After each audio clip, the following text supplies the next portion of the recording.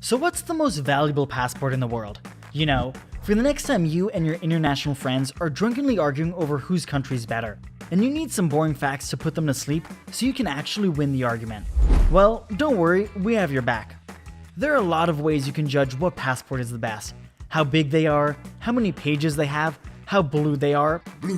But we'll be looking at how many other destinations you can get into without needing a visa or any prior approval. Why would countries let someone just jump on a plane and enter their country? Usually to promote economic cooperation and tourism. If the cast of Jersey Shore had to figure out how to apply for international visas to Mexico, they'd never be able to spend their American dollars on Cancun beaches talking about who gave them chlamydia. And Mexico just can't have that. Now, there are some situations where you can travel across any international border without a passport. For example, this is a United Nations laissez, which is technically not a passport. It's a travel document issued by the UN to UN staff. This works mostly like a normal passport, and even has some extra special features like visa-free access to even more countries than a normal passport, and certain levels of diplomatic privileges. Diplomatic immunity.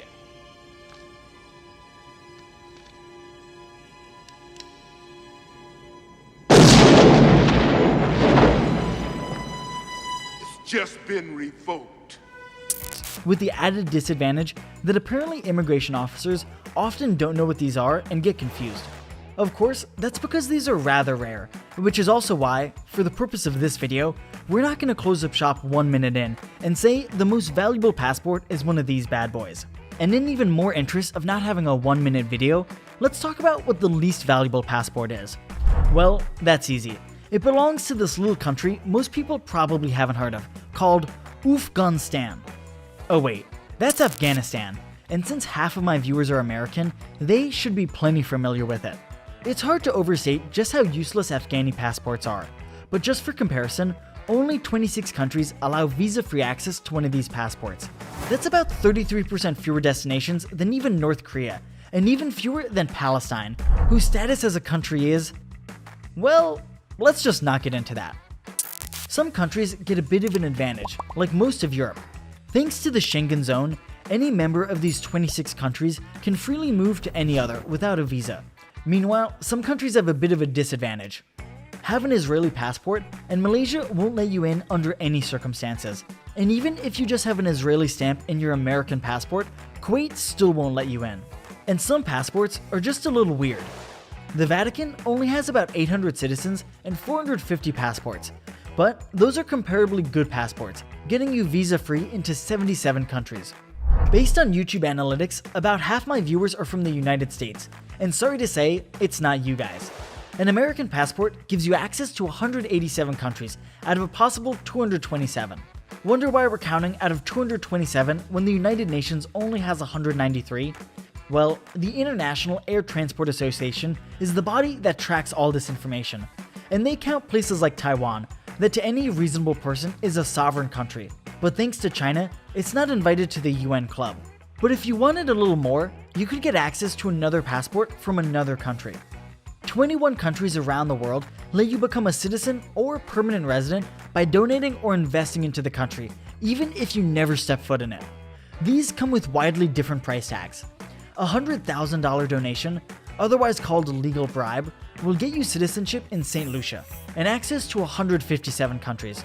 Or they can be as expensive as the $2.4 million real estate investment required for a Cayman Island passport, giving you access to 167 destinations. If you're an American citizen and have always dreamed about traveling to one of your country's frenemies, just without the friend part, well, buy a $100,000 passport to Antigua and Barbados, and just like that, you have a second passport and can fly into Cuba, Iran, or Russia. And some passports can quickly become more or less valuable. In the last 30 years, the number of countries accepting visa-free travel to Taiwanese and UAE passport holders has nearly tripled. Meanwhile, just in the last decade, thanks to worsening geopolitical conditions, 37 countries have stopped accepting Bolivian passports. So enough stalling. What country has the most valuable passport? Just barely beating out South Korea, Germany, and Singapore with 191 and 192 visa-free destinations is Japan at 193. There's only 33 countries you can't visit with a Japanese passport, mostly in Northern Africa. At 193 travel destinations, that makes it 7.5 times more valuable than the world's least valuable passport.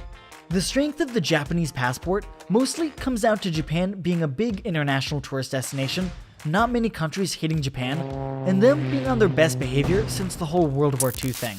Kind of crazy to think about how in only 2 generations, Japan went from warriors trying to conquer the globe to whatever this is. You know, I really need a bath. You're more than welcome to join if you want a good scrub down too. What did he say? All this means a lot of open borders. Although, you could get access to 3 more countries by buying a passport to Turkey and Antigua and Barbados, bringing your total up to 196. If you made it this far in the video, you'll probably like the rest of our content. So subscribe and check out this video about the longest day you can experience. And remember, there is always more to learn.